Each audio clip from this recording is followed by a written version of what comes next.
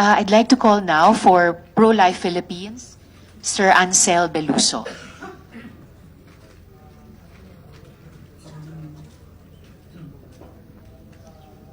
Madam Chair, honorable members of the Senate Committee on Women, Children, Female Relations, and Gender Equality, good morning.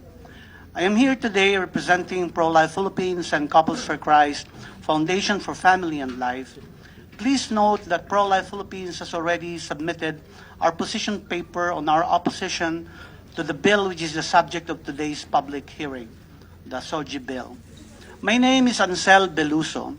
I am an ex-gay, which means I used to live a very active gay lifestyle, but has since chosen the path of change and renewal.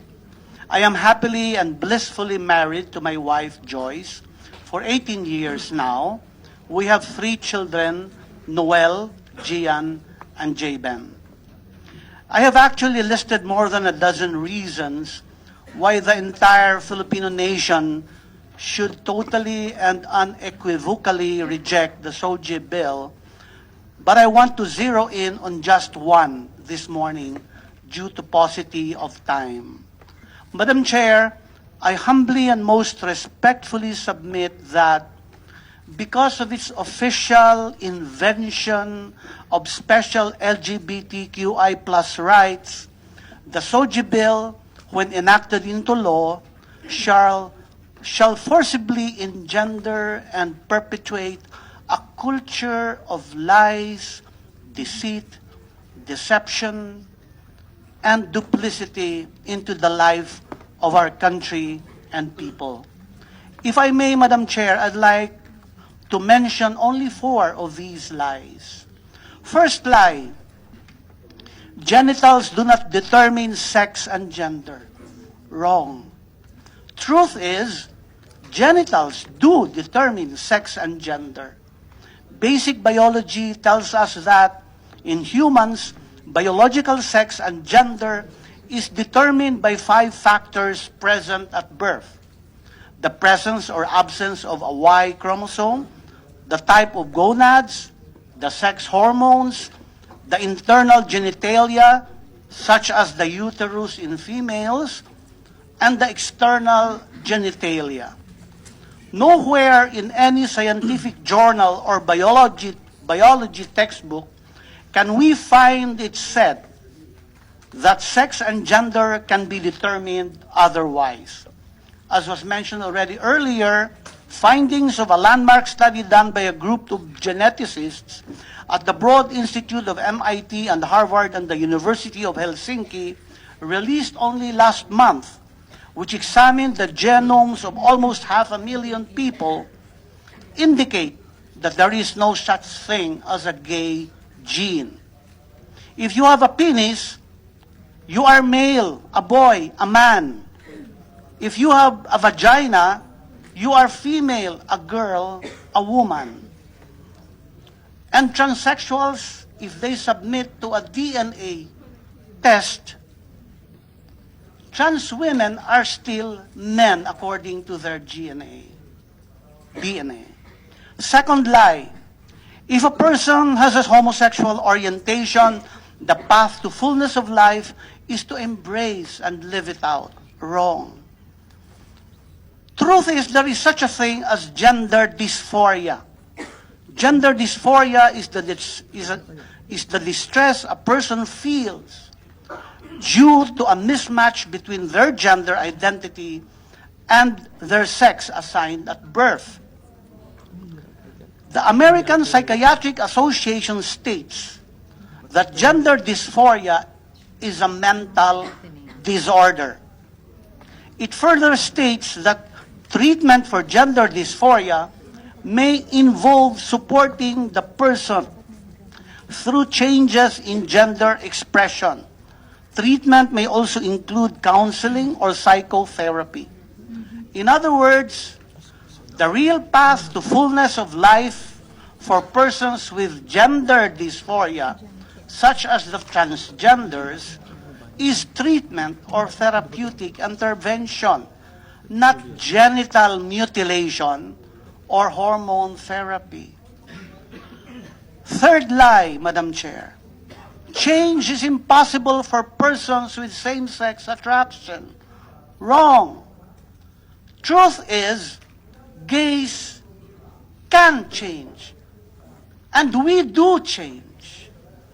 According to Dr. Lisa Diamond, a top researcher of the American Psychological Association and an avowed lesbian activist, sexuality desire is fluid. Homosexual desire is not hardwired.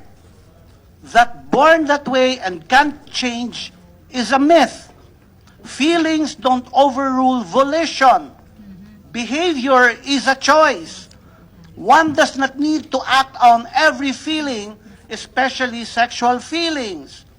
The born that way argument is political, not scientific. Sexual orientation is subject to change. Fourth lie. It is for the welfare of children with evident homosexual orientation that they be made to learn about the LGBTQI plus ideology and guided to embrace the gay lifestyle, even at a young age. Wrong.